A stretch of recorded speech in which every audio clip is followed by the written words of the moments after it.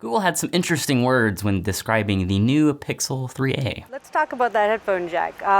We debated on this headphone jack, but we really felt that consumers at this price point, in this price tier, really needed flexibility. Well, that felt a little condescending. Please, my lord, may we have a cheaper phone? Fine, hear ye. This is the Pixel 3a, it's $400, don't bother me anymore. First off, a headphone jack isn't exactly a budget feature, it's just a feature that people like. And Google wireless headphones aren't that expensive. In the description below, I have two that are reviewed recently. They're both under 20 bucks and they're pretty good. All the information's below. But is the Pixel 3a really a poor man's phone? Nope.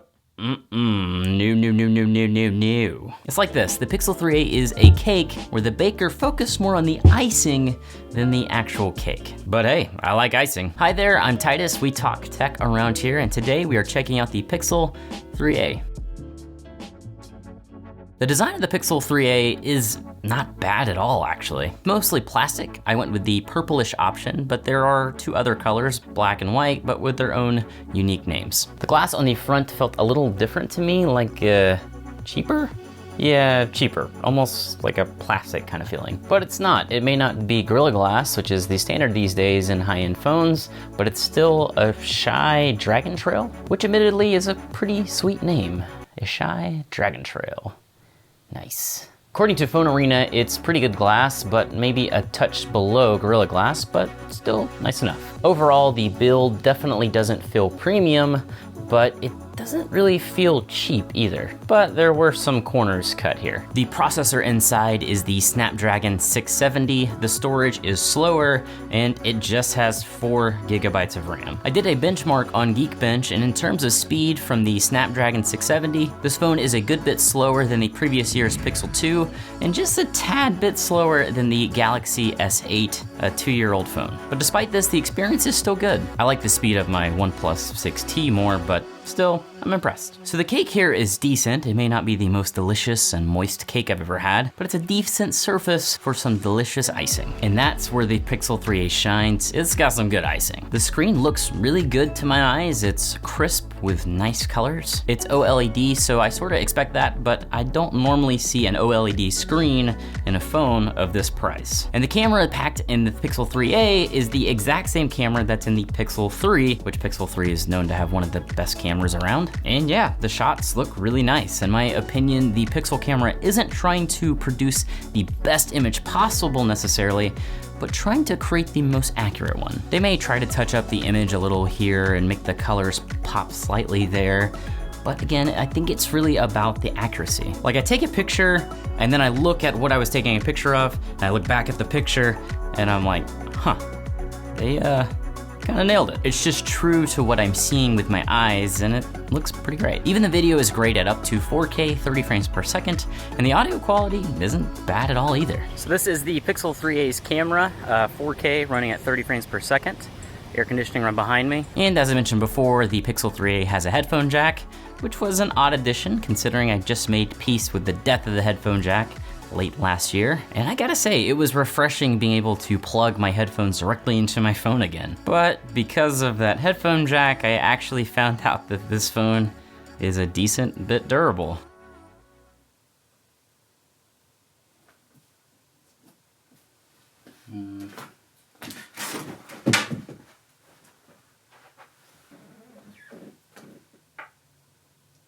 Poopy. Yeah, I sort of got used to not having a wire attached to my phone anymore. And this is something I didn't know going into trying this phone out. The Pixel 3a actually has stereo speakers. Sure, it's a wonky setup with the front speaker firing at you and the bottom speaker firing away from you, but still, I gotta say I love stereo speakers. It's nice to have it back. The front of the bag and then a side zipper pocket right behind that. And they sound pretty good and loud. You know, not perfect, I mean they still are phone speakers, but pretty good for a phone. I also like the size of the phone. It's really skinny and it's clearly designed with one-hand use in mind. It's been a long time since I've used a phone that is this small and I kind of miss it. Maybe not enough to make a small phone my daily driver, but anyway. You know, it is skinny width-wise, but it's also nice and tall, so videos and games play really nice. Also with this slower processor, you really shouldn't worry about the gaming experience so much because from what I've seen, it's pretty good. I played several games that had pretty strong graphics that played smoothly. The Room, Asphalt 9, Dead Trigger 2, Fortnite even.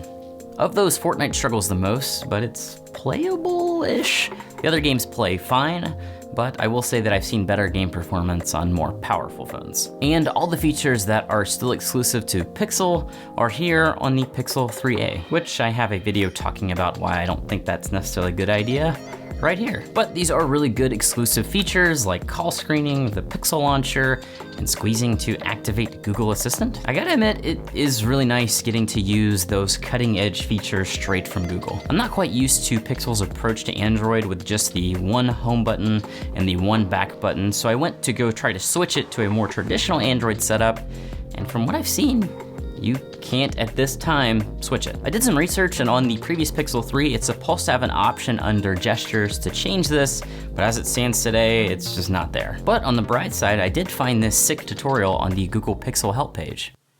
Okay, so it's laid down, and then I just pick it up.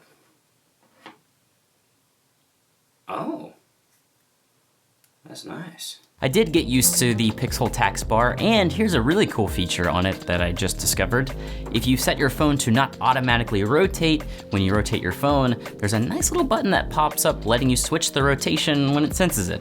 Love that. To be honest, there really isn't much that I don't like about this phone. I guess my only real concern with the Pixel 3a is how it's going to age in the future. Now, I'll give Google credit. Maybe the Google software engineers out there can work their coding magic and keep this phone bumping for years. But with that 4 gigs of RAM, which is also what the Pixel 3 has, by the way, that just feels a little low this day and age when my phone I bought nearly 3 years ago, the OnePlus 3, had 6 gigs of RAM. From my experience, RAM is definitely something that can impact how a phone ages over time. But it's not just the RAM, also the Pixel 3a has a slower type of storage called eMMC, which is also a concern. The original Pixel 3 had a faster storage option and experienced slowdowns just a few months into use, and Google seemed to think that it was related to the storage speed. Admittedly, they've seemed to have patched this issue, but with this slower storage, let's just say I'm a little bit concerned. But with that said, right now it's a great phone. I think a year from now it'll still be a great phone,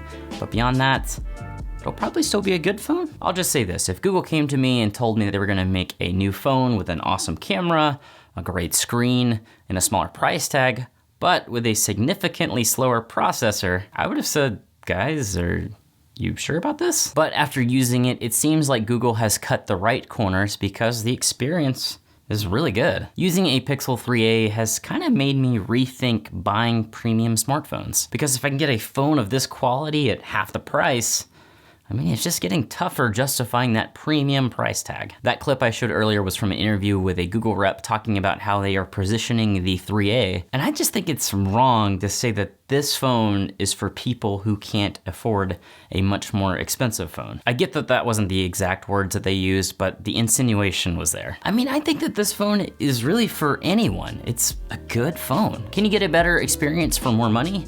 I mean, sure, but for a lot of people, this phone is so much more than just good enough. Thank you so much for watching. Let me know what you thought with a like or a dislike, and subscribe because I have more quality tech videos coming up very soon. I think the next one is going to be the OnePlus Bullets Wireless 2, and I still am working on my studio chair. I'll try to have that out as soon as I can. But thank you so much again, and I guess I will see you next time.